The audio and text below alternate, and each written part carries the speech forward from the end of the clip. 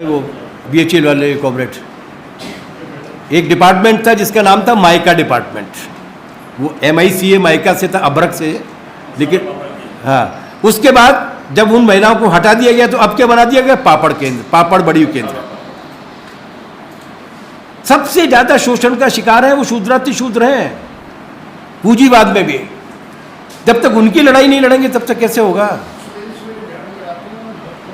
3:30 बजे आ जाती है, 3:30 4 बजे, क्योंकि हम उस वक्त ट्रेन पकड़ने के लिए या ट्रेन से लौटते हैं, आ जाती हैं। वो कोई सा भी मौसम हो, और एक कमबख्त पीछे घूमता रहता है, ये रह गया है, वो रह गया है, 25 रह गया है। कितनी बुरी कंडीशन में काम कर रहे हैं। ये पूरे का पूरा वर्णाश्रम वाली विचारधारा, RSS की विचारधारा, भाजपा की विचारधारा और मनु उनको पूरी तरीके से पीछे धकेलने पर आमादा हैं। अगर हम उनकी लड़ाई नहीं लड़ेंगे, अगर हम जातिगत उत्पीड़न के आधार पर, जहाँ भी वंचना की जाती है, हमने PHE में लड़ी थी लड़ाई, हमारी PHE जहाँ 100% हम लोग थे, जहाँ के हमारे नेता बहुत ज़्यादा कारगर थे। एक जगह एक बार हमको मालूम पड़ा कि मुरैना में हमारे PHE के दफ्तर में 2 मटके रखे हुए हैं, 2 मटके, जहाँ की यूनियन का जनरल सेक्रेटरी रामदास है, वहाँ 2 मटके रखे हुए हैं। इनके खिलाफ ये तो क्या प्रतीकात्मक चीज़ें हैं। आजकल मटके हटा दो तो क्या वो हम लोगों ने लड़ाई लड़ी होटलों पे, तो 2 कप नहीं चाहिए, वो कागज के कप लेकर आ गए। ये प्रतीकात्मक लड़ाइयाँ भी होनी चाहिए, लेकिन असली वार होना चाहिए। असली वार कहाँ है? स्त्री हो या जो छोटी जातियों के लोग हो, तथाकथित छोटी जातियों के, उनका असली वार यह है कि उन्हें संपत्ति के अधिकार से वंचित किया गया। जैसे मैंने आपसे कहा ना, वर्णाश्रम की भाषा में ही, खांचे में ही वर्गों का विकास हुआ, उनको वंचित किया गया। तो पहले तो उन्हें आर्थिक रूप से संपन्न बनाइए, राजनीतिक रूप से संपन्न बनाइए, अधिकार दीजिए उनको, जमीन मिलनी चाहिए, नौकरी मिलनी चाहिए, बराबरी के साथ वेतन मिलना चाहिए। और दूसरी बात, ये जो विचार में हमारे है, उससे वैचारिक रूप से भी लड़िए, लगातार मुकाबला कीजिए। अगर आपको इस क्लास में 10% चीजें भी अच्छी लगती हैं तो एक काम कीजिएगा कल से। मैं कठिन काम नहीं दे रहा कि आपकी बहन आके अपनी व्यक्तिगत चॉइस के बारे में कहे तो मान लेना, मैं ऐसा कठिन काम नहीं दे रहा, हालांकि वो भी करिएगा। हम लोगों की बहनें जब आई हैं तो हम लोगों ने माना है। मैं केवल एक छोटा सा काम दे रहा हूँ। अगर इसमें से आपको 10% चीज़ें भी ठीक लगी हैं तो आज के बाद ऐसी कोई भी गाली मत दीजिएगा जिसमें महिला का इस्तेमाल होता हो। चलिए यहीं से शुरू करते हैं, यहीं से शुरू करते हैं। अब आप ये मत कहिएगा कि महिलाएं जब गाली देती हैं तो वो भी तो माँ बहन की देती हैं। वो तो हमने सिखाई है, हमने सिखाई है गालियां। हम लोग जब कॉलेज में पढ़ते थे तो हम लोगों ने सीरियसली एक प्रोजेक्ट शुरू किया था। हम लोग काफ़ी क्रिएटिव लोग हैं। हम लोगों ने 3-4 लोगों की टीम बनाई कि बोले यार नई गालियाँ बनाते हैं जिसमें स्त्रियों का जिक्र नहीं होगा, स्त्रियों के अंगों का जिक्र नहीं होगा। प्रोजेक्ट अधूरा रह गया। आपको भी छुट्टी मिलेगी तो देखेंगे, दोबारा एडमिशन लेते। लेकिन ये उनको आप कहानियाँ पढ़िए, जितनी भी नानी दादी की कहानी नानी दादी सुनाती थी, लेकिन उन कहानियों में भी वही भाषा जाती थी। पंचतंत्र पढ़ी है, बड़ी अच्छी किताब मानी जाती है, लेकिन पंचतंत्र की कहानियों को जब आप पढ़ते हैं तो आपको लगता है कि ये गरीब जातियों के खिलाफ है, महिलाओं के खिलाफ है। हमारी परवरिश में महिला विरोध है। हमारी परवरिश में अपने नीचे वालों से चिढ़ना और नफरत करना और उनको दबा के रखना है। इसको हमें दूर करने की कोशिश करनी पड़ेगी। इसने कॉमरेड केवल शूद्रों को नुकसान नहीं पहुंचाया है, गलतफहमी को दूर कर लीजिए। हमारे साथ बहुत सारे अच्छे पढ़े लिखे लोग रहते हैं जो ये मानते हैं कि आप गलत कहते हो, आप ये मनुस्मृति शूद्रों के खिलाफ है तो उनके प्रति कल्याण की भावना होती है। मैंने कहा बेटा ये तुम्हारे खिलाफ है। उसमें ब्राह्मणों के लिए काम लिखे हैं। ब्राह्मणों को पढ़ाना है, लोगों को अंतरिक्ष को देखकर मौसम का हाल बताना है, फसल के बारे में कौन सा मुहूर्त ठीक होगा ये बताना है, और घर में जो शादी ब्याह और मौत पर जो कर्मकांड होते हैं वो करना है। खेती नहीं कर सकते, व्यवसाय नहीं कर सकते, कोई नौकरी नहीं कर सकते। अगर ऐसा करेंगे तो वो ब्राह्मण कुल से भ्रष्ट हो जाएंगे, नीचे चले जाएंगे। तो मैं कहता हूं जिन्हें लगता है ये बहुत बुरा, मैंने कहा यार मनु को अगर पूरी तरीके से लागू करना है तो ऊपर से लागू करते हैं। जितनी भी नौकरियों में, जितने भी अफसरी में, जितनी भी सब जगह पर ये तथाकथित खुद को मानने वाले लोग हैं वो नीचे आ जाए, वही करे। क्या करेगा वो जीवन यापन के लिए? वो जीवन यापन के लिए पूरे गांव में भिक्षाटन करेगा। ले लो बढ़िया सा कटोरा हाथ में, आरएसएस के जितने भी लोग हो, जाओ गांव में मांगने के लिए। इसने नुकसान पहुंचाया। शूद्रों के लिए क्या काम था? आज भी आप रीवा में आप जाइए, आज भी वहां के कुछ गांव हैं। हमारे नेता थे शास्त्री जी, बोले 15 बीघा जमीन है इसके पास, खेती नहीं करेगा, रिक्शा चलाएगा आके। मैंने पूछा खेती क्यों नहीं करेगा? बोले मनु ने लिखा है शास्त्र में कि ब्राह्मण अगर हल की मूठ को हाथ लगाएगा तो वो नीचे की जात में चला जाएगा, फिर गंगा नहाना पड़ेगा, पूरे गांव को खाना वाना भी खिलाना पड़ेगा, तो खेती पड़ी हुई है, वो रिक्शा चला रहा है। कितना नुकसान पहुंचा है इसमें। अलग अलग, हाँ, आपको पूरे देश भर में मिल जाएंगे, किचन्स में काम करते हुए, रेस्टोरेंट में काम करते हुए, हमारे हॉस्टलों में जो खाना बनाने वाले आपको मिल जाएंगे, लेकिन अपनी खेती का काम नहीं करेंगे। इसका नुकसान क्या हुआ, इसका एक उदाहरण मैं आपको दे रहा हूं। इसमें भारत की वैज्ञानिक खोज और सभ्यता के विकास को जबरदस्त नुकसान पहुंचा है। एक हुए थे जिनका नाम था सुश्रुत, पुराने सर्जन, जिन्होंने एपेंडिसाइटिस का ऑपरेशन लगभग 2200-2300 साल पहले किया था। जर्मनी में वो ऑपरेशन 350-400 साल पहले हुआ था, अभी मॉडर्न। ऐसे उन्होंने बहुत सारे ऑपरेशंस किए, सुश्रुत नाम था उनका। एक हुए थे मिस्टर चरक, आदि वैद्य माना जाता है उनको, वो भी उसी काल के 2500 साल के आसपास के। और उन्होंने भी ऐसी ऐसी दवाएं खोजी थी, और उन्होंने एक बहुत जोरदार बात कही थी। उन्होंने कहा था कि ये शरीर जो है वो पदार्थ के अलग अलग तरीके के मेल से बना हुआ है। अगर इसमें कोई बीमारी पैदा होती है तो वो किसी पदार्थ की मात्रा के कम हो जाने या बढ़ जाने की वजह से पैदा होती है। अगर कोई तुमसे ये कहता है कि बीमारी की इस अवस्था में किसी पुरोहित को दान देना चाहिए, किसी जगह पर यज्ञ कराना चाहिए, कोई तीर्थ यात्रा करना चाहिए, उससे बड़ा धूर्त कोई नहीं है। और अगर तुम इस बात को मानते हो तो तुमसे बड़ा मूर्ख कोई नहीं है। उस पदार्थ की कमी या बेशी को ठीक करो, औषधि लो, उस पदार्थ की मात्रा को लो। ये क्रांतिकारी सोच वाला विचारक था चरक। बहुत सारी दवाइयाँ लिखी उसमें। मैं वैसे ही आपको प्रसंगवश आपको ये बता दूं कि उनकी लिखी हुई दवाइयों में 54 दवाइयाँ ऐसी हैं जो गाय के शरीर के किसी न किसी अंश के साथ मेल से बनती है, गौमूत्र या गोबर से नहीं, उसके मांस से। बहरहाल एक अलग बात है। आर्यभट्ट, वरामिहिर, भास्कराचार्य, लीलावती, अंतरिक्ष विज्ञान की खोज, मेटलर्जी की खोज। नेहरू ने अपनी आत्मकथा में लिखा है कि हमारे देश के मेटलर्जी के विज्ञान, धातु शास्त्र के विज्ञान इतने बड़ी खोज वाले थे कि उन्होंने 2700 साल पहले वो लोहा बना दिया जो लाट के रूप में दिल्ली में कुतुब मीनार के बगल में है, जिस पे आज तक जंग नहीं लगी। गैलीलियो के समकालीन थे हमारे लोग, जिन्होंने लगभग उसी तरीके के निष्कर्ष के आसपास पहुंच गए। अब ये कालखंड कौन सा है जब ये खोजें हो रही हैं?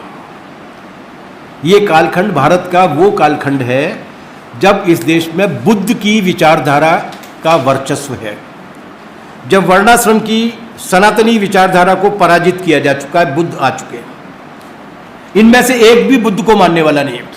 हालांकि आपको बता दूं मैं कि गणित के बहुत बड़े आविष्कार जो हैं वो जैन और बुद्ध की मठों में हुए हैं, क्योंकि जैनी मुनि और बौद्ध के मठों में रहने वाले जो भिक्खु थे उनके पास और ज़्यादा काम नहीं था, तो उन्होंने गणित की काफ़ी खोजें की हैं। लेकिन उसके पहले का जो दर्शन और जो हावी विचारधारा थी उसको पराजित करके बुद्ध आए और खोज शुरू हो गई। कैसे शुरू हो गई? बुद्ध ने क्या दिया? बुद्ध का जो आखिरी वक्तव्य वो मैं आपको याद दिला रहा हूँ। उनसे, उनके भंते आनंद ने उनसे पूछा, वो तब 78 साल के थे, कि महाराज आप तो चले जाओगे, आपने कोई किताब विताब तो लिखी नहीं है, लोगों को क्या जवाब देंगे, क्या बताएंगे? आपने क्या कहा? बुद्ध ने एक बहुत बड़ी बात कही थी जिसे मैं हर जगह पर दोहराता हूँ, और वही मेरे लिए सनातन सत्य है, मार्स उसके बाद है। उन्होंने कहा था किसी भी बात को इसलिए मत मानो कि वो किताबों में लिखी है, किसी भी बात को इसलिए मत मानो कि हमारे किसी बड़े ने कही है, किसी भी बात को इसलिए मत मानो कि वो परंपरा के रूप में पहले से चली आई है, किसी भी बात को तब मानो जब ए वो तुम्हारी बुद्धि और विवेक की कसौटी पर खरी उतरती है, बी समाज के ज़्यादातर हिस्से के लिए कल्याण का काम करती है। अगर ऐसी बात नहीं है तो सवाल उठाओ। मेरे पास किसी सवाल का जवाब नहीं है, तुम सवाल उठाओगे, सवाल के जवाब तब निकलेंगे जब तुम सवाल उठाओ। तो वो जमाना वो था जब लोग सवाल उठाते थे। चरक ने सवाल उठाया कि इसने रात को ये खाया था, मैंने भी रात को ये खाया था, इसके पेट में दर्द क्यों हुआ, मेरे पेट में दर्द क्यों हुआ। फिर वो गहराई में गए, फिर उन्होंने पाया, उन्होंने दवा खोज ली। सुश्रुत के दिमाग में ये बात आई कि ये शरीर में ऐसी ऐसी बीमारियां होती हैं, शरीर के अंदर क्या है। उन्होंने अपने शिष्यों को बिठाया, वो नदी किनारे बैठे रहते थे, जो भी लाश निकलती थी, जिंदा आदमी को तो काटा नहीं जा सकता, उस लाश को लेकर आते थे, उसको काट के देखते थे, सुश्रुत लालटेन की रोशनी में देखते थे क्या क्या क्या है, और उसके बाद वो ऑपरेशन करते थे। सवाल उठते थे तो समाज के वंचित तबकों के लोग भी योगदान देते थे। 8वीं शताब्दी में 9वीं शताब्दी के बाद ये सारी खोजें बंद हो गई। इस्लाम उसके बहुत बाद में आया, अंग्रेज उसके बहुत बाद में आए। कैसे बंद हो गई? एक सज्जन थे जिनका नाम था आदि शंकराचार्य, वो केरल से निकले और बहस करते करते कश्मीर तक गए। सारे राजाओं को इकट्ठा किया जो बुद्ध के असर में थे, उनको ये महत्व समझाया जो महत्व मैं आपको समझा रहा था कि वर्णाश्रम लागू होने के बाद शोषण करना आसान हो जाता है। बुद्ध के आने के बाद बहुत सारे जो गुलाम, बहुत सारे जो कर्जदार किसान थे वो भी बौद्धिस्ट बन गए थे, बौद्ध मठों में पहुंच गए थे, बहुत सारे सैनिक भी चले गए थे। राजा घबरा रहे थे, उनके डर को उन्होंने संगठित किया और बुद्ध को निर्णायक रूप से पराजित कर दिया। सारे बौद्ध मठ जलाए गए, सारी बुद्ध धर्म की, दर्शन की जितनी भी किताबें थी वो जलाई गई, बौद्ध भिक्खु मारे गए। ऐसे आदेश मिलते हैं जिनमें लिखा हुआ है कि अगर एक बौद्ध भिक्खु का सिर काट के लाओगे तो 100 स्वर्ण मुद्राएं इनाम में दी जाएंगी। इस बर्बरता के साथ बुद्ध धर्म को समाप्त कर दिया गया और दोबारा से वर्णाश्रम आधारित धर्म को लागू कर दिया गया, जिसमें लिखा हुआ है कि कोई ब्राह्मण अगर किसी मृत देह को हाथ लगाएगा तो वो चांडाल योनि में परिवर्तित हो जाएगा। उसके शुद्धिकरण के लिए उसको 21 धत्कर्म करने पड़ेंगे। अब कोई सुश्रुत किसी लाश की चीरफाड़ करके नहीं देख सकता क्योंकि वो ब्राह्मण है, सुश्रुत। अब ब्राह्मण का काम वही है जो मैंने कहा था वो। अब कोई तथाकथित नीचे वर्ण में पैदा हुआ व्यक्ति अगर गणित के बारे में जानना चाहता है, अगर धातु विज्ञान के बारे में जानना चाहता है, नहीं जान सकता। दिमाग और हाथ, इनके बीच का डिस्कनेक्ट हो गया। आप कोई भी ज्ञान, आप वैसे जो लोग स्कूल कॉलेज में पढ़े हैं, सबको प्रैक्टिकल कराते थे कि नहीं कराते थे? बिना प्रैक्टिकल के कोई ज्ञान आप सीख नहीं सकते। आप ज्ञान है आपके पास, आप पढ़ लिख सकते हैं, लेकिन आप उसको लागू नहीं कर सकते। एक ब्राह्मण है, अच्छा व्यक्ति है, खेती करना चाहता है, खेती के बारे में जानकारी भी वो रखता है, लेकिन खेती नहीं कर सकता, खेती करना उसका काम नहीं है। एक तथाकथित गरीब जाति में पैदा हुआ व्यक्ति है, वो गणित बहुत अच्छा जानता है, गणित में बढ़ना चाहता है, लेकिन वो गणित पढ़ नहीं सकता। एक महिला है, वो पढ़ना चाहती है, गणित जानना चाहती है, वो नहीं पढ़ सकती। हिपेशिया की एक कहानी है, हिपेशिया पे एक फिल्म आई थी, वो दुनिया की बहुत बड़ी गणितज्ञ महिला थी। उसको गणित नहीं पढ़ने देते थे क्योंकि उस जमाने में कोई महिला गणित पढ़ नहीं सकती थी। यूरोप की बात कर रहा हूँ। उसके पिता ने पढ़ाया उसको और बाद में उसने दूसरों के नामों से ऐसी ऐसी गणित की खोजें लिखी जिसने दुनिया के गणित को बदल दिया। फिर बाद में जब ये मालूम पड़ा कि ये हिपेशिया का है, उसे मार डाला उन्होंने। हमारे देश में भी ये हुआ। शंभू क्या कर रहा था? शंभू कोई LLB ME कर रहा था क्या? शंभू संस्कृत भाषा में वेदों का पाठ कर रहा था, कुरान शरीफ नहीं पढ़ रहा था। कुरान शरीफ तो पैदा भी नहीं हुई थी, वेदों का पाठ कर रहा था। लेकिन नहीं कर सकते आप, शूद्र के पास संस्कृत पढ़ना और वेद पढ़ना अपराध है, वरना समाज कैसे होगा? आपने जो डिस्कनेक्ट पैदा किया उसने इस देश की बाट लगा दी। 17वीं शताब्दी में यूरोप का एक डॉक्टर आया था महाराष्ट्र घूमने के लिए, और महाराष्ट्र घूमते घूमते उसने देखा कि कुछ लोगों की नाक बड़ी अलग तरीके की दिख रही है। उसने पूछा ये नाक ऐसी क्यों दिख रही है? उन लोगों ने ये बताया कि हमारे समाज में ये प्रथा है कि किसी व्यक्ति ने या लड़की ने, आदमी ने, औरत ने अगर गलत काम किया होता है तो उसकी नाक काट देते हैं। ये नाक काटी गई लोग हैं जिनकी नाक दोबारा से जोड़ी गई है। उसे बहुत आश्चर्य हुआ कि लंदन में FRCS था, वो fellow of royal college of surgeons, वहाँ पर आज तक ऐसी कोई खोज नहीं हुई है कटी हुई नाक को जोड़ने की। ये खोज करने वाला डॉक्टर कौन है? वो गाँव वाले ने कहा काय का डॉक्टर, हमारा नाई करता है इस काम को। महाराष्ट्र के पूरे इलाके में नाइयों ने वो कौशल विकसित कर लिया था। हमारे यहाँ के बढ़इयों ने वो कौशल विकसित कर लिया था जिसके जरिए हम पूंजीवाद में नई छलांग लगा सकते थे। लोहारों ने कर लिया था, खेती में हो गया था, लेकिन चूंकि ब्रेन और श्रम और मस्तिष्क दोनों के बीच में कट ऑफ है, सब ठप हो गया। ये वो चेतना है जो इस देश में 250-300 साल पहले पैदा हुई, जब लोगों ने कहा कि नहीं, शिक्षा सबके लिए होनी चाहिए, अध्ययन सबके लिए होनी चाहिए, स्कूल लड़कियों के लिए भी होने चाहिए। जब ये लड़ाई आंदोलन के रूप में विकसित हुई तो थोड़ी बहुत देर तक हम यहाँ पहुँचे हैं, और ये क्या कर रहे हैं 9 साल में वो देख लीजिए। ये अब उन सारे संस्थानों को बंद करना चाहते हैं। जेएनयू पर हमला है, हैदराबाद यूनिवर्सिटी पर हमला है, बाकी यूनिवर्सिटीज़ पर भी हमला है, और जिन यूनिवर्सिटीज़ पर हमला नहीं है उन यूनिवर्सिटीज़ में फ़ीस बढ़ा दी उन्होंने 25 लाख 50 लाख।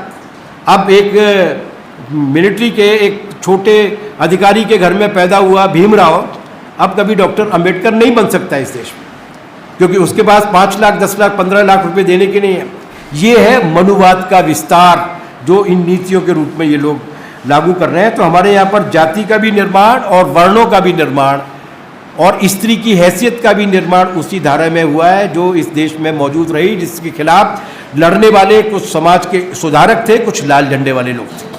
बाकी जिन्हें लड़ना था उन्होंने उस लड़ाई को लड़ा नहीं। इस लड़ाई को आगे लड़ने की ज़रूरत है, क्योंकि अब वो दोबारा से दूसरे प्रतिगामी हमले के रूप में अब वो अंधेरा दोबारा से लौटाए जाने की कोशिश हो रही है। इसलिए ये भी ट्रेड यूनियन का टास्क है। डरिए मत कि नाराज हो जाएंगे, हमारे लोग नाराज हो जाएंगे, ये बात बोलती है। झकझोरना पड़ता है, सोए हुए आदमी को जगाने के लिए पानी छिड़कना पड़ता है। आप अगर झकझोरेंगे नहीं, आप अगर सोए हुए लोगों की भीड़ में मंत्रमुग्ध रहेंगे, तो जब रैली निकाली जाएगी आंगनवाड़ी की तो उसमें 5000 लोग होंगे, हड़ताल की जाएगी जब आशाओं की तो उसमें 30-40 हज़ार लोग हमारे नाम पर भाग लेंगे। कोयला पूरा बंद हो जाएगा। जब रैली का आह्वान किया जाएगा दिल्ली में तो 7-8 हज़ार लोग पहुंच जाएंगे, लेकिन वो लौट के जब पोलिंग बूथ पर आकर खड़े होंगे तो ईवीएम की मशीन पर उनको यही ध्यान आएगा कि हिंदू खतरे में है, हिंदू को बचाना है, तो इस उल्लू के पट्टे को जिताना ही पड़ेगा, और कोई रास्ता नहीं। हाँ, आपकी पूरी की पूरी जो कॉन्शियसनेस है वो जाके वहाँ पर सिमट जाती है, और वही होता उसका ही वो फ़ायदा उठाते हैं। इसे कैसे दूर करना है ये बात आप लोग अच्छी तरीके से जानते हैं, क्योंकि आपसे ज़्यादा बेहतर वक्ता कोई मैंने, हमारी CITU मध्य प्रदेश में बहुत शानदार वक्ता है, बहुत अच्छी तरीके से समझने वाले लोग हैं और अच्छी तरीके से अपनी बात को कन्विंस करने वाले लोग भी हैं। तो मुझे विश्वास है इस आधार पर ये जो 3 दिन की मशक्क़त आप लोग जो कर रहे हैं, मेरे ख्याल से इंदौर वालों ने मेहमान नवाजी तो बहुत अच्छी की होगी, खाने पीने का ख्याल तो बहुत रखा होगा। हलवा वलवा भी खिलाने वाले हैं ये लोग आपको, दाल बाटी के साथ चूरमा भी खिलाएंगे ये लोग आपको। ये बार बार टोक रहे हैं कि केवल दाल बाफले हैं, मैं कह के जा रहा हूँ कि चूरमा भी होना चाहिए। है और अमिरा जी के होते हुए चूरमा नहीं हो, ये तो हो नहीं सकता। हाँ हाँ वही है। अब और क्या क्या होना चाहिए इसके लिए अमृतलाल जी आपको बाद में बता देंगे, अभी फिलहाल दाल बाटी से काम चलाइए। थैंक यू कॉमरेड, बहुत बहुत धन्यवाद।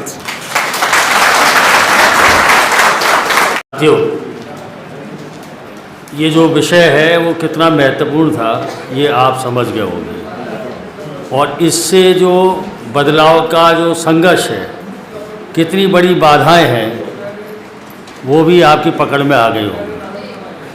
पर ये बाधाएं ऐसी नहीं हैं जिन बाधाओं को दूर नहीं किया जा सकता, और CITU में वो विचार है और वो दिशा है, वो विचार है और वो दिशा है कि इस बाधाओं को पार करके ही हम यहाँ तक आए। कॉमरेड बादल ने जिस तरीके से, और समय की सीमा थी, इसलिए ये संकल्प अपने को लेना चाहिए। पिछले ये दूसरा दिन है, आप भी इस बात को महसूस कर रहे होंगे कि सब विषय महत्वपूर्ण थे, लेकिन विषयों को जितने विस्तार के साथ रखने की ज़रूरत थी उतने विस्तार के साथ ये विषय नहीं रखे जा सके समय की सीमा के। तो एक तो हम लोग राज्य कमेटी के इस तरह बात करके अगला जब राज्य स्तरीय ट्रेड यूनियन स्कूल लगाएं तो 5 दिन से कम का राज्य स्तरीय ट्रेड यूनियन स्कूल न लगे, ये हम लोगों को विचार करना है और उसी तरीके की तैयारी करनी है। इसके बाद मतलब कोविड बादल के व्याख्यान के बाद कोई विस्तार से बात करने की तो ज़रूरत है ही नहीं, पर एक बैठे बैठे मैं सोच रहा था कि एक चीज़ ज़रूर अपनी चेतना में रहनी चाहिए। एक बौद्ध महात्मा बुद्ध के जो विचार थे, जिनको बाद में महात्मा बनाया, बाद में भगवान ही बना दिया, वो उनके खिलाफ लड़े, वो एक अलग बात है। एक महात्मा बुद्ध के विचार और मुहिम ने समाज में इस पूरे के पूरे मनुवाद और वर्णवादी व्यवस्था पर जो हमला बोला, उसने समाज के विकास की अनंत संभावनाएं खोलते हुए, चाहे वो अंतरिक्ष हो, चाहे वो चिकित्सा हो, चाहे वो मेटलर्जी हो, चाहे वो विज्ञान हो, चाहे वो सर्जरी हो, कितना बड़ा आयाम प्रस्तुत किया।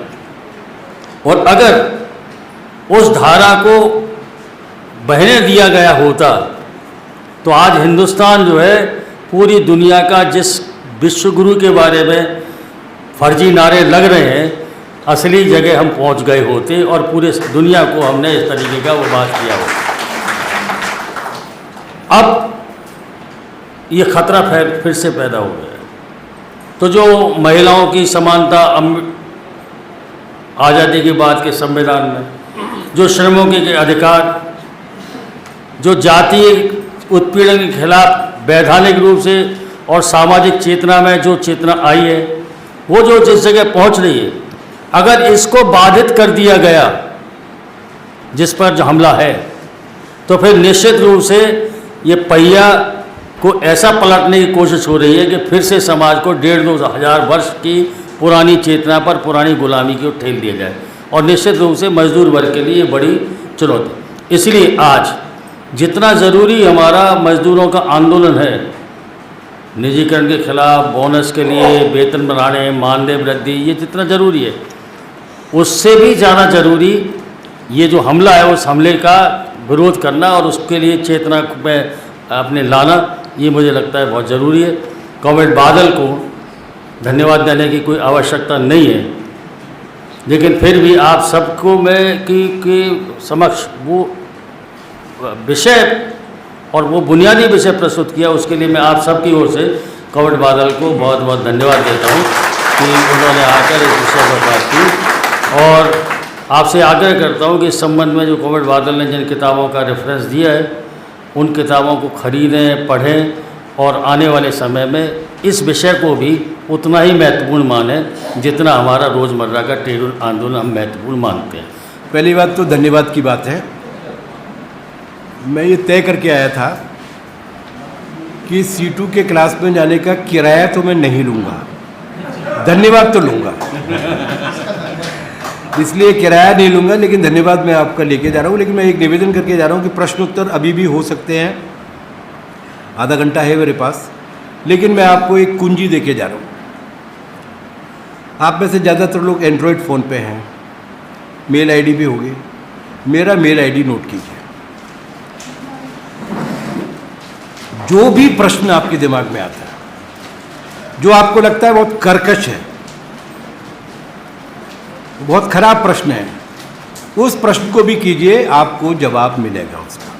तुरंत नहीं मिले, 2 दिन बाद, 7 दिन बाद, 8 दिन बाद, जब कभी फुर्सत मिलेगी तब मिलेगा।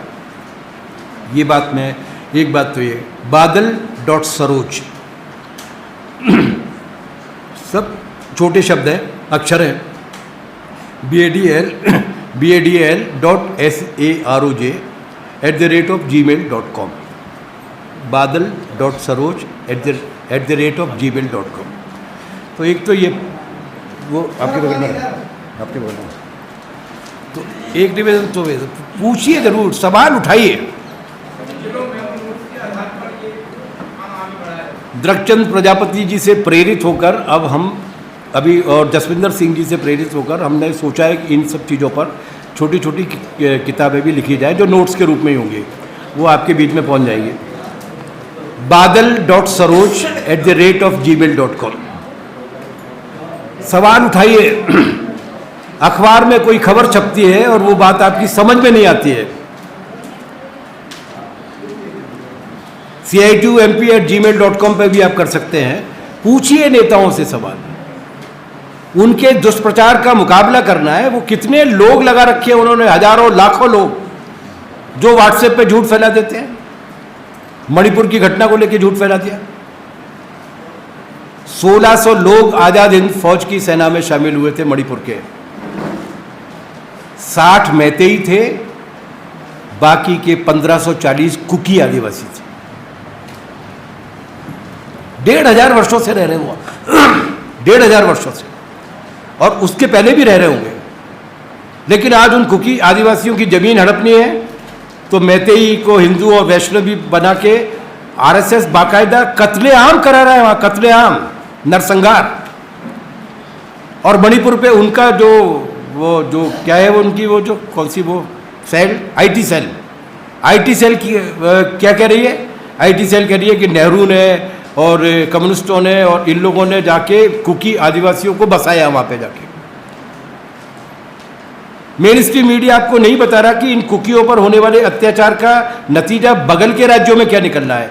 मिजोरम से लाखों की संख्या में मैतेई, मिजोरम के लोगों ने कह दिया हमारा प्रदेश छोड़ के जाओ, क्योंकि वहां पर आदिवासी रहते हैं। मैतेई अपना सारा सामान समेट के, हमारी हमदर्दी है, मैतेई के दुश्मन नहीं हम लोग, लेकिन कुछ बेवकूफ़ों की वजह से आज उनको अपना मिजोरम, जहां वो हजारों साल से रह रहे थे, वो छोड़कर मणिपुर आ रहे हैं। कितनी जमीन है मणिपुर में, कितने लोग रहेंगे वहां? वहां की 60% जमीन जो है वो आदिवासियों के पास है। उन आदिवासियों की जमीन को छीनना है, इसलिए उन्होंने मैतेई से कहा कि आदिवासी का दर्जा हासिल करने के लिए लड़ो, और वो आज वहां तक पहुंच गया। मेघालय और मिजोरम की जो सीमा है, हमारे देश के प्रदेश हैं, उन दोनों सीमाओं पर दोनों प्रदेशों की पुलिस एक दूसरे पे गोली चला रही है, जैसी भारत पाकिस्तान की सीमा पे चलती है कि ये 5 गांव मेरे हैं, ये 5 गांव तेरे हैं। उनको भूल जाइए। कर्नाटक और महाराष्ट्र की जो सीमा है, वहां पर एक जगह है जिसका नाम है बेलगांव। उस बेलगांव के 60-65 गांवों को लेकर वो महाराष्ट्र के या कर्नाटक के हैं। महाराष्ट्र और कर्नाटक दोनों बीजेपी की सरकार है, उनकी पुलिस आमने सामने खड़ी हुई है, गोली चल चुकी है 7 दिन पहले। तो ये विभाजन नीचे तक ले जा रहे हैं, उसके सच लोगों के पास तक नहीं पहुंच रहा है। बचेगा कौन? हमारी बेटियां बैठती हैं धरने पर, गोल्ड मेडलिस्ट, वो ओलंपिक में जीत के आई, एशियाई खेलों में जीत के आई, हमारी शान। मोदी जी ने डिनर दिया था, लंच दिया था उनको, भारत की बेटी बताया था। 10-15 दिन तक वो बीजेपी के ब्रजभूषण शरण सिंह के खिलाफ बैठती है, 10-15 दिन तक उनको मनाने की, डराने की कोशिश की जाती है। फिर जब वो नहीं मानती तो उन बेटियों के बारे में क्या कहा जाता है? ये जाट है। फिर साक्षी मलिक नहीं रहती, मलिक हो जाती है। विनेश फोगाट हो जाती है। तो वो इस देश में अपनी दमन, अपने कुचक्र को चलाने के लिए देश के सारे ठाकुरों को इकट्ठा किया जाए, अयोध्या में सम्मेलन किया जाए, उसमें साधु संत जो ठाकुर हैं वो भी बैठेंगे और छतरी खतरे में करके उन लड़कियों के पूरे आंदोलन को दबोच देंगे। मीणा और गुर्जरों के बीच में लड़ाई हो रही है, बच कौन रहा है? आप हिंदू मुस्लिम करते रहिए, मुसलमान खतरे में नहीं है, 20 करोड़ हैं, खतरे में पूरा देश है। एक एक जगह पर कंपार्टमेंटलाइज कर रहे हैं, सबको एडजस्ट करेंगे। दोनों तरफ बीजेपी वाले, दोनों तरफ लड़वाने वाले भी वही है, लड़ने वाले भी वही। मेर भोज एक राजा हुआ है किसी जमाने में, उसको पूरे उत्तर प्रदेश और हरियाणा में, मैं परसों था, लड़ाई चल रही है, राजस्थान में भी, कि क्षत्रिय कह रहे हैं कि हमारा राजा है, गुर्जर कह रहे हैं हमारा राजा है। वो राजा मर गया 800 साल पहले, उसको लेके लोग मर रहे हैं आज। ग्वालियर में ढकरा लगे, मेर भोज हमारा है। ऐसे नकली विभाजन के औजार लेकर आ रहे हैं। ये हिंदू मुस्लिम का सवाल नहीं बचा, क्योंकि विभाजन की प्रक्रिया जब शुरू होती है तो नीचे तक जाती है। उसके खिलाफ तथ्य और सत्य लेकर जाइए। सीटू मजदूर पढ़िए, लोक जतन अखबार पढ़िए। ये मत देखिए कि वो चमचमाता हुआ रंगीन नहीं है, हीरो ही और हीरोइंस की चित्र नहीं है, लेकिन इसके बाद भी उसमें जो जानकारी है वो जानकारी एंटीबायोटिक का काम करती है, एंटीडोज का काम करती है, वो वायरस को दूर करती है। पढ़ना पड़ेगा, जानकारी लेनी पड़ेगी, वरना सीटू उनके निशाने पर है, पहले निशाने पर। अभी जब हाट उठने लगी तो सीटू और इंटक को उन्होंने श्रम सलाहकार परिषद में शामिल किया है अभी 3 महीने के लिए। एक भी मीटिंग शायद नहीं होगी उसकी, नहीं होगी।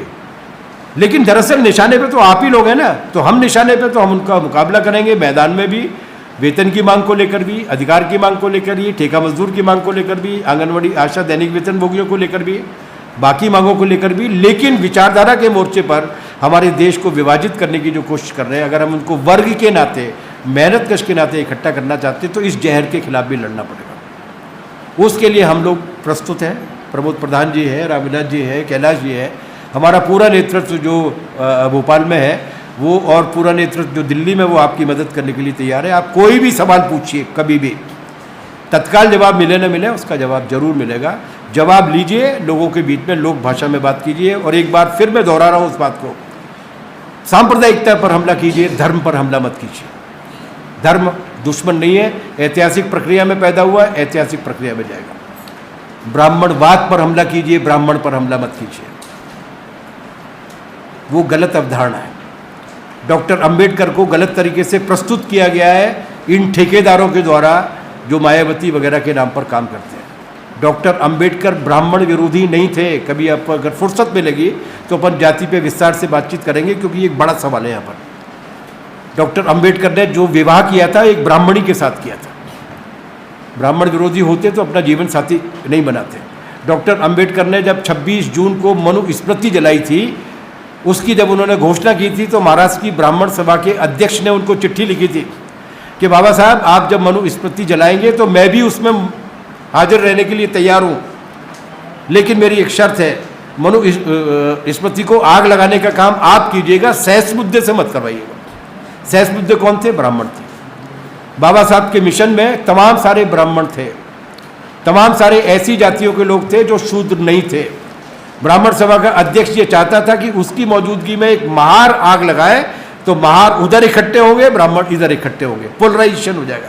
बाबा साहब ने कहा कि मनुस्मृति शूद्रों के खिलाफ नहीं है, पूरी मनुष्यता के खिलाफ है। जो भी मनुष्यता में विश्वास रखते हैं उनको आग लगानी चाहिए। आपका स्वागत है, सहस मुद्दे ही आग लगाएगा। अगर आपको लगानी हो तो आपको माचिस देने के लिए हम तैयार हैं, आप लगा दीजिएगा। तो लड़ाई जातियों की नहीं है, लड़ाई उस जातिवादी चेतना की है जिसे हम कहते हैं मोटे तौर पर ब्राह्मणिकल ऑर्डर, राज करने की तरीका। इसलिए जातियों पर हमला मत कीजिए, जातिवाद की चेतना पर, ऊंच नीच की प्रणाली पर हमला कीजिए। और वो हमला केवल बौद्धिक या वैचारिक रूप से मत कीजिए।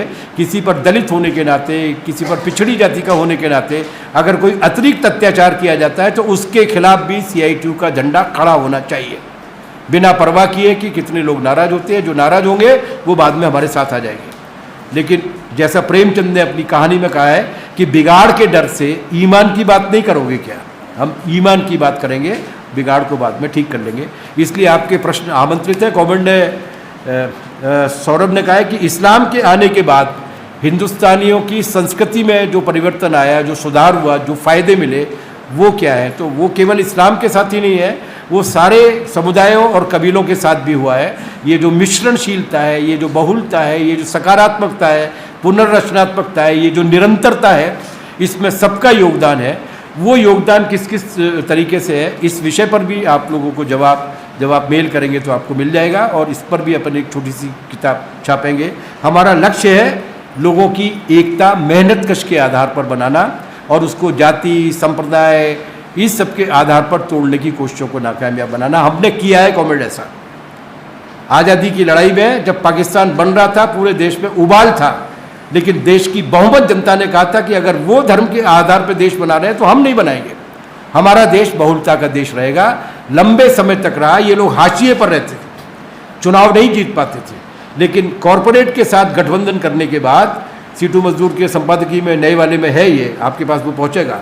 कॉरपोरेट के साथ गठबंधन करने के बाद इन्होंने जिस तरीके से एक तरफा मुहिम चला रखी है, उसकी वजह से ये व्यवधान पैदा हुआ है।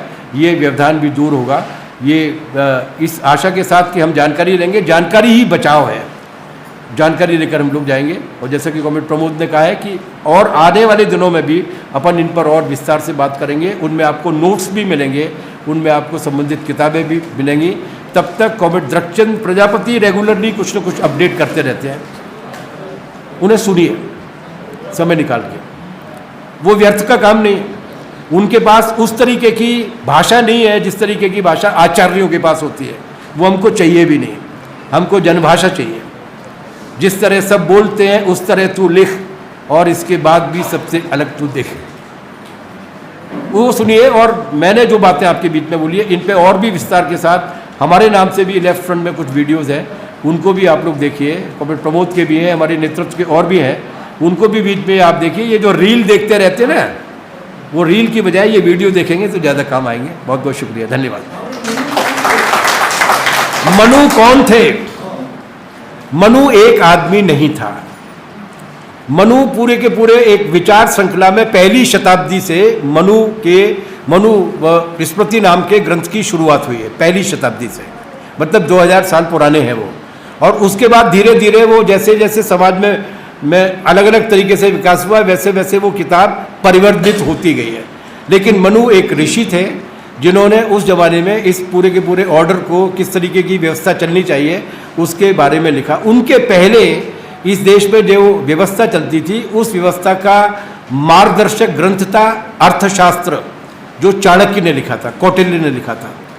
वो कौटिल्य का जो अर्थशास्त्र था, वो ज़्यादा समय तक वो सामंतवाद के आने के बाद आया, जिसमें उन्होंने राजा के बारे में बहुत सारी अच्छी बातें, बहुत सारी खराब बातें भी लिखी है, लेकिन सामंतवाद को चलाने के लिए वो लेके आए। इसलिए समय के साथ अलग अलग तरीके से परिभाषित होता गया है। लेकिन मनु एक व्यक्ति नहीं था, मनु स्मृति एक श्रृंखला है जो सूत्रबद्ध होकर कई सौ सालों में हमारे बीच में आई है। एक बात। दूसरी बात यह कि जैसा कि कृष्ण ने कहा ना कि जो समय के साथ बदलता रहता है वही धर्म है, समय के साथ इस तरीके के नियम भी बदले हैं। एक जमाना था जब ये नियम था कि कोई अगर 7 समंदर पार चला जाएगा, समंदर पार कर लेगा, तो वो जाति और वर्ण से बाहर हो जाएगा। महात्मा गांधी के साथ भी यही हुआ था। जब वो लंदन में बैरिस्टरी करने के लिए गए थे तो 1 साल बाद जा पाए थे, क्योंकि पोरबंदर के उनके आसपास के लोगों ने कहा था कि विदेश जाएगा तो ये जाति से बाहर हो जाएगा। उसके बाद जब वो पढ़ के लौट के आए थे, उस वक्त भी यहाँ पर उनको वो जो शुद्धिकरण का काम था वो करना पड़ा था। उसके बाद वो अफ्रीका में जाके सेटल हो गए थे। लेकिन आज वो चीज़ नहीं है। आज हर सवर्ण परिवार के लोग चाहते हैं कि उनका बेटा विदेश पढ़ने के लिए जाए, विदेश में नौकरी मिल जाए तो बहुत भी अच्छा है। तो परिवर्तन हुआ है, लेकिन वो फंडामेंटल्स दोबारा से लौटाने की कोशिश कर रही है ये आरएसएस और बीजेपी। उस पूरी प्रक्रिया को जो थोड़े बहुत सुधार धर्मों में भी हुए उनको बदलने की कोशिश कर रही है। उदाहरण के लिए आखिरी बात, एक परिवर्तन उन्होंने किया कि पहले जो मैंने आपको कहा ना, गोलवलकर ने कहा, उन्होंने कहा एक धर्म, तो गोलवलकर ने कहा हिंदू धर्म। लेकिन आपने मार्क किया होगा कि पिछले 8-10 साल से वो हिंदू धर्म की बात नहीं कर रहे हैं, वो क्या बोल रहे हैं? सनातन धर्म। सनातन धर्म। आप उसकी हिस्ट्री में जाइए। इस देश में जितनी भी हिंदू संप्रदाय में जो बगावतें हुई है धार्मिक भाषा में, वो सनातन धर्म के खिलाफ हुई। बुद्ध तो पैदा ही हुए थे, लेकिन आर्य समाज की जो बात मैंने की, दयानंद ने, उन्होंने सनातन धर्म का विरोध किया था। और उस जमाने में हमने देखा, क्योंकि हमारे मामा और हमारे नाना थे, तब हमने ये देखा कि किस तरीके से सनातनियों की और आर्य समाजियों की बहस हुआ करती थी। और पूरे के पूरे उत्तर भारत में आर्य समाज ने वर्चस्व कायम कर लिया था। वो इन सारी सुधार की परंपराओं को, चाहे वो रामकृष्ण परमहंस हो, चाहे वो ये हो, मतलब हिंदू धर्म में भी सुधार की जो परंपराएं आई धार्मिक भाषा में, उनका भी कबीर, उन सब का भी प्रतिषेध कर रहे हैं, निषेध कर रहे हैं और सनातन को दोबारा से लौटा कर लाने की कोशिश कर रहे हैं। तो ये धर्म के विकास के हिसाब से भी खतरनाक है। और जब एक बात आखिरी, कि जब कृष्ण ये कहते हैं कि जो धर्म बदलता रहता है वही धर्म है, जो धर्म समय के साथ नहीं बदलता वो अधर्म है, तो सनातन धर्म धर्म कैसे हो सकता है? सनातन का मतलब क्या है? सनातन का मतलब जो हमेशा से था हमेशा रहेगा। कृष्ण की परिभाषा के हिसाब से ही सनातन धर्म नाम की कोई चीज़ नहीं है। तो भारतीय धार्मिक तर्कों का ही अगर हम इस्तेमाल करते हैं तो उनकी व्याख्या जो है वो इस देश की परंपराओं के विरुद्ध जाती है। मनु को पढ़िए। अपन तो यही मानते हैं कि मनु एक बंदा था, लेकिन ये ऐतिहासिक जानकारी के रूप में मैंने आपको दिया है।